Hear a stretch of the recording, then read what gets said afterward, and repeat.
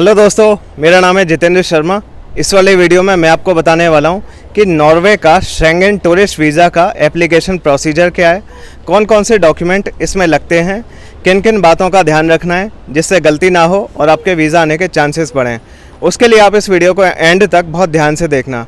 बाकी अगर आप मेरे से शेंगेन वीज़ा की फ़ाइल रेडी करवाना चाहते हैं तो करवा सकते हैं। Record number of Schengen visas मैं लोगों के करवा चुका हूँ सक्सेसफुल, उनकी फ़ाइल्स रेडी करके। जो मेरे थ्रू शेंगेन वीज़ा आते हैं आप उन्हें इस यूट्यूब चैनल के कम्युनिटी सेक्शन में भी चेक कर सकते हो या मेरे इंस्टाग्राम के पेज पर। मेरा जो फ़ोन नंबर है मैं इस वीडियो के डिस्क्रिप्शन और पिन की गई सबसे पहली कमेंट में दे के रखूँगा। मेरा नाम जितेंद्र शर्मा है। Let's begin. देखिए, अगर आप नॉर्वे में वीज़ा अप्लाई कर रहे हैं तो सबसे पहले आपको इस बात का ध्यान रखना है कि आपकी जो ट्रैवल आइटनरी है उसमें सबसे ज़्यादा नंबर ऑफ़ डेज़ नॉर्वे के हिस्से में आने चाहिए। आप चाहें तो खाली नॉर्वे भी जा सकते हैं या नॉर्वे के अलावा दूसरे कंट्रीज़ भी, बस किसी भी और कंट्री में आपको नॉर्वे से ज़्यादा स्टे ड्यूरेशन नहीं देनी। फिर ये भी ध्यान रखना है कि जो आपकी प्लान्ड रिटर्न डेट है यूरोप से, उसके कम से कम 3 महीने बाद तक आपका पासपोर्ट वैलिड हो, एक्सपायर ना होने वाला हो। इससे अगला काम है VFS अपॉइंटमेंट बुक करना।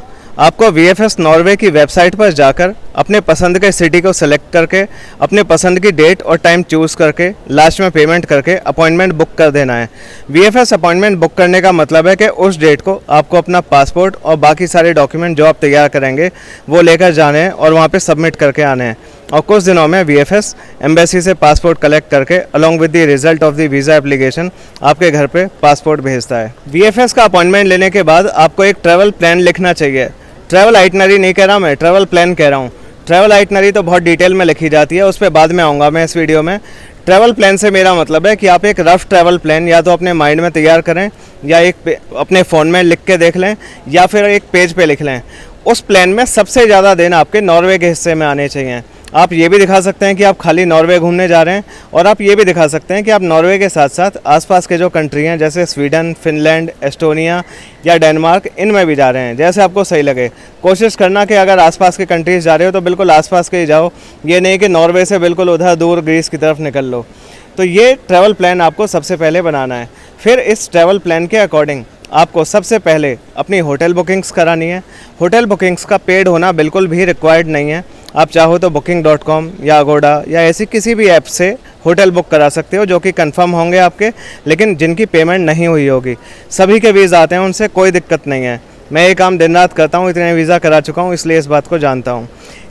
होटल बुकिंग्स के बाद आपको फ़्लाइट बुकिंग करानी है। आप चाहो तो वैसे पेड फ़्लाइट भी बुक करा सकते हो, लेकिन इनकी चेकलिस्ट में साफ साफ लिखा हुआ है कि आप पेड फ़्लाइट मत कराओ, क्योंकि उससे अननेसेसरी रिस्क बढ़ता है। क्योंकि शेंगेन वीज़ा ऐसी तो चीज़ है नहीं कि सभी का आ जाएगा, तो अननेसेसरी अपना रिस्क एडिशन करने की कोई ज़रूरत नहीं है। आप डमी फ़्लाइट करा लीजिए। बहुत सारी वेबसाइट्स हैं जिनसे आप डमी फ़्लाइट बुक कर सकते हैं। जो आपने डमी फ़्लाइट कराई है ये ध्यान रखना कि उसका PNR नंबर वहाँ पे लिखा रहा हो अगर कोई चेक करे तो, क्योंकि कुछ दिनों तक ही डमी फ़्लाइट वैलिड रहती हैं। इसलिए आप अपने अपॉइंटमेंट की डेट से 2-3 दिन 4 दिन पहले ही डमी फ़्लाइट बुक कराना। ऐसा नहीं कि कई दिन पहले करा के बैठ गए और जब फाइल सबमिट हुई उस टाइम तक वो फ़्लाइट वैलिड ही नहीं है। तीसरे नंबर पे आपको शेंगेन का ट्रैवल इंश्योरेंस बुक कराना चाहिए। बहुत सारी कंपनी हैं, सारी मोर और लेस सिमिलर ही हैं। जो आपको समझ में आए, जो ठीक लगे, आप उस कंपनी का इंश्योरेंस बुक करा लीजिए। गूगल पे सिंपल टाइप करना Schengen travel insurance in India, बहुत सारी कंपनियां आ जाएंगी। उनकी अपनी ट्रिप की डिटेल भरना, नॉमिनी का नाम डालना, ट्रैवल डेट डालना और लास्ट में पेमेंट कर देना। आपका शेंगेन ट्रैवल इंश्योरेंस बुक हो जाएगा और वो बुक होकर आपकी ईमेल आईडी पर आ जाएगा और उस पॉलिसी का भी प्रिंट आउट निकालना है। तो ये सारे प्रिंट आउट आपकी फ़ाइल में लगेंगे। आपकी सारी होटल बुकिंग्स का भी, डमी फ़्लाइट का भी। डमी फ़्लाइट पे सबके वीज़ा आते हैं, ऐसी कोई दिक्कत की बात नहीं है। और शेंगेन ट्रैवल इंश्योरेंस का भी। फिर जब ये हो जाए तो आप इसके बाद एप्लीकेशन फॉर्म भरिए। VFS नॉर्वे के थ्रू जाके एक UDI ऑनलाइन एप्लीकेशन पोर्टल है, फिर से बोल रहा हूँ UDI एप्लीकेशन पोर्टल जो है वहाँ पर जाकर आपको ऑनलाइन एप्लीकेशन फॉर्म भरना है। बहुत सारे पॉइंट होते हैं जिनको आपको बहुत सावधानी से भरना है, कोई भी गलती नहीं होनी चाहिए। इसके बाद आप अपने ऑफिस के डॉक्यूमेंट्स रेडी करने में लग जाइए, उसमें कुछ दिन लग जाते हैं। अगर आप जॉब करते हैं तो आप अपनी जॉब से सारी छुट्टियों के लिए NOC ले लें। आपकी सारी ट्रैवल डेट्स कंपनी से अप्रूव होनी चाहिए जॉब वालों के लिए।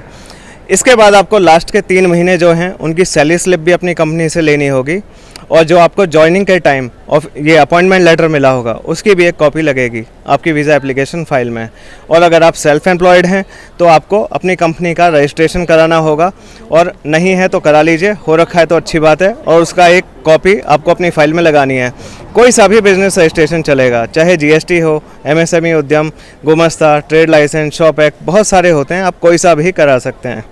फिर चाहे आप जॉब करते हों या आप सेल्फ एम्प्लॉयड हों, दोनों ही केसेस में नॉर्वे में आपके लास्ट के 3 महीने की बैंक स्टेटमेंट आपको अपनी वीज़ा एप्लीकेशन फ़ाइल में लगानी है, और उसके हर पेज पर बैंक की स्टैंप और सिग्नेचर होना चाहिए, और सफिशिएंट बैलेंस भी हो। मैं करीब 2 हफ्ते की ट्रिप के लिए लगभग 4-4.5 लाख रुपए पर पर्सन सफिशिएंट मानता हूँ बैलेंस। तो इतना बैलेंस हो, और अपॉइंटमेंट से 2-3 दिन पहले ही आप बैंक स्टेटमेंट निकालना। ऐसा मत करना कि कई दिन पहले आपने स्टेटमेंट निकाल के रख ली। फिर दोनों को ही, चाहे जॉब वाले हों या सेल्फ एम्प्लॉयड पर्सन हो, दोनों को ही लास्ट के 3 साल की इनकम टैक्स की जो रिटर्न है वो भी अपनी फ़ाइल में लगानी है। उसके एक्नॉलेजमेंट का प्रिंट आउट निकाल लीजिएगा, सारे पेजेस लगाने की ज़रूरत नहीं है। इसके बाद आपको रेडी करना है एक बहुत ही इंपॉर्टेंट डॉक्यूमेंट जिसका नाम है ट्रैवल आइटनरी। ट्रैवल आइटनरी से आप ये प्रूव कर पाएंगे कि आप एक जेन्युइन टूरिस्ट हैं। देखिए, जो वीज़ा ऑफिसर होता है उसके पास आती हैं बहुत एप्लीकेशन। बहुत सारे लोगों को उसे पता है, वीज़ा ऑफिसर को, कि टूरिस्ट वीज़ा लेकर यूरोप आना है और कभी इंडिया वापस नहीं आना, तो उनको रोकने का काम है वीज़ा ऑफिसर का। तो अगर आप एक अच्छी ट्रैवल आइटनरी दिखाते हैं तो उससे वीज़ा ऑफिसर को लगेगा कि हाँ भाई, इस पर्सन ने काफ़ी रिसर्च की है इस आइटनरी को लिखने के लिए। तो अक्सर एक जेन्युइन टूरिस्ट जो होता है वही टूरिज़्म को लेकर रिसर्च करता है कि हम यहाँ घूमने जाएंगे, वहाँ जाएंगे। तो आप एक बहुत अच्छी ट्रैवल आइटनरी लिखें। तो एक अच्छी ट्रैवल आइटनरी कैसी होती है? आप इस बात का ध्यान रखना सबसे पहले तो कि जिन सिटीज़ को या टाउन्स या विलेजेस को आप दिखा रहे हो उनकी टूरिज़्म में इंपॉर्टेंस हो, चाहे वो पॉपुलर हो या अनपॉपुलर हो। वीज़ा ऑफिसर उसी कंट्री का रिप्रेजेंटेटिव है, उसे मालूम है कि उसके कंट्री में कौन कौन सी जगह हैं। तो ऑफ बीट होने से इंडिया में कोई नहीं जानता, इससे कोई फ़र्क नहीं पड़ता। टूरिज़्म में इंपॉर्टेंस होनी बहुत ज़रूरी है उन सिटीज़ की। फिर जिस सीक्वेंस में आप दिखा रहे हो कि मैं पहले यहाँ जाऊँगा, फिर वहाँ जाऊँगा, फिर वहाँ जाऊँगा, वो सीक्वेंस भी लॉजिकल होनी बहुत ज़्यादा ज़रूरी है। सीक्वेंस में घूमें ज़िगज़ैग, उल्टे सीधे तरीके से नहीं। फिर किसी भी सिटी में ज़रूरत से ज़्यादा दिन ना दिखाएं कि एक ही सिटी में बहुत सारे लोग मेरे पास आए हैं रिफ्यूज़ल लेने के बाद, कि उन्होंने जब रिफ्यूज़ल उनका आया था एक सिटी में 25 दिन दिखा दिए, क्योंकि जिसने वीज़ा अप्लाई किया था उसको ये कन्वीनियंट लग रहा था कि एक ही सिटी में 25 दिन का दिखा देता हूँ, तो रिफ्यूज़ल आ गया। तो जो इस तरह का दिखा रहा है कि एक ही सिटी में 25 दिन, उसका कभी नहीं आना वीज़ा। और ये भी ना दिखाएं कि हर सिटी में बस 1 नाइट दिखा रहे हो, वो बड़ा अनरिलायबल लगता है, क्योंकि इतने तूफ़ानी स्पीड से भी कोई नहीं घूमता। तो बहुत सारी बातों का आपको ध्यान रखना है। और उसके बाद आते हैं ट्रैवल आइटनरी के पेपर वर्क पे।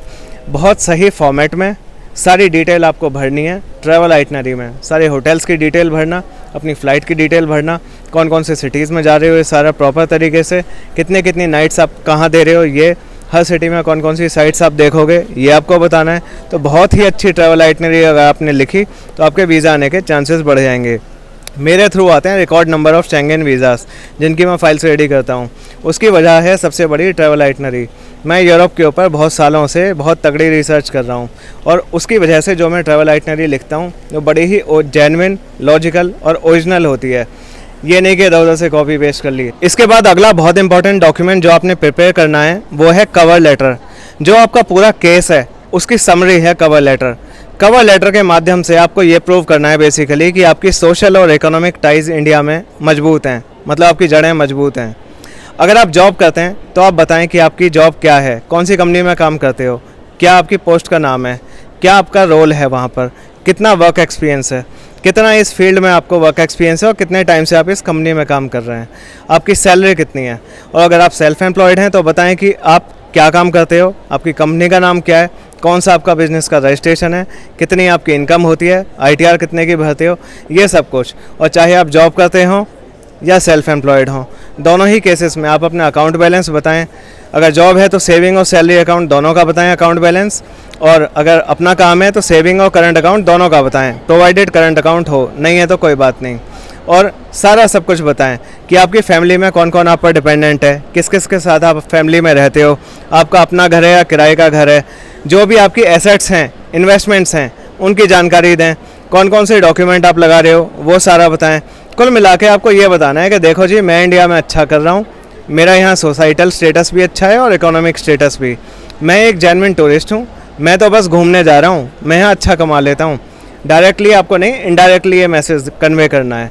तो अगर आपका कवर लेटर अच्छा होगा और आपने ट्रैवल आइटनरी भी अगर अच्छी लिखी होगी तो आपके वीज़ा आने के काफ़ी चांसेस बढ़ जाएंगे। फिर आपको अपनी पासपोर्ट साइज़ फ़ोटो करानी है, 3.5 into 4.5 centimetre dimension, white background और 80% एरिया में फेस होना चाहिए।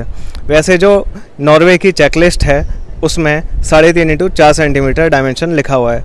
फिर आपका जो पासपोर्ट है वो ओरिजिनल में सबमिट होगा, क्योंकि उसी पर आपका वीज़ा लग के आता है। पास्ट में अगर आपके कुछ अच्छे डेवलप्ड कंट्रीज़ के वीज़ा आए हुए हैं तो उनकी भी आप एक फ़ोटोकॉपी लगा दें। फिर पासपोर्ट के फर्स्ट एंड लास्ट पेज के जो हैं आपके, उनकी फ़ोटोकॉपी भी लगेगी। अगर आपके बच्चे आपके साथ जा रहे हैं तो उनका बर्थ सर्टिफिकेट लगाएं। आप मैरिड हैं तो अपना मैरिज सर्टिफिकेट लगाएं। अगर आपके बच्चे स्टूडेंट हैं या आप खुद स्टूडेंट हैं स्कूल या कॉलेज में, तो स्कूल या कॉलेज जहाँ पे भी स्टूडेंट हैं वहाँ से एनओसी लें, सारी छुट्टियाँ उसमें अप्रूव होनी चाहिए। अगर आप अपने किसी फैमिली मेम्बर की ट्रिप को स्पॉन्सर कर रहे हो तो उनके लिए एक स्पॉन्सरशिप लेटर भी लिखें प्रॉपर फॉर्मेट में, और साथ में अपने फाइनेंशियल डॉक्यूमेंट जैसे कि अपना ITR, अपनी बैंक स्टेटमेंट और अपनी सैलरी स्लिप या बिजनेस रजिस्ट्रेशन जो भी है वो सब भी लगाएं। और थोड़े बहुत डॉक्यूमेंट हैं जो आप VFS नॉर्वे की चेकलिस्ट डाउनलोड करके देखें, और उससे अलग अलग केस के हिसाब से थोड़ा थोड़ा वेरिएशन आता है डॉक्यूमेंट में। बचे हुए जो डॉक्यूमेंट हैं उन्हें भी आप लगाएं। इस तरह आपको सारे डॉक्यूमेंट तैयार करके अपनी पूरी फाइल लेकर ओरिजिनल पासपोर्ट के साथ, हर एक पर्सन के लिए अलग अलग सारे डॉक्यूमेंट लगेंगे जो भी आपके साथ अप्लाई कर रहे हैं, और ये सारे डॉक्यूमेंट विद पासपोर्ट आपके अपॉइंटमेंट वाले दिन VFS नॉर्वे वहाँ पे उस डेट और टाइम को सबमिट होंगे। तो दोस्तों, इस वाले वीडियो में मैंने आपको बताया कि नॉर्वे के शेंगेन टूरिस्ट वीज़ा एप्लीकेशन का प्रोसीजर क्या है और कौन कौन से डॉक्यूमेंट इस पूरी प्रोसेस में लगेंगे और कैसे उन्हें रेडी किया जाए। बाकी अगर आप चाहें तो मुझसे भी अपनी फ़ाइल रेडी करवा सकते हैं, मेरा काम है। शेंगेन वीज़ा के फील्ड में मेरा बहुत ब्रिलियंट सक्सेस रेट है। जो मेरे थ्रू शेंगेन वीज़ाज़ आते हैं आप उन्हें मेरे इस यूट्यूब चैनल के कम्युनिटी सेक्शन में भी चेक कर सकते हो या मेरे इंस्टाग्राम पेज पर। मुझे कॉन्टैक्ट करने के लिए आपको मुझे कॉल या मैसेज करना होगा, और मैं अपना फ़ोन नंबर इस वीडियो के डिस्क्रिप्शन में दे के रखूँगा। मेरा नाम जितेंद्र शर्मा है। Thanks a lot for watching this video till the end.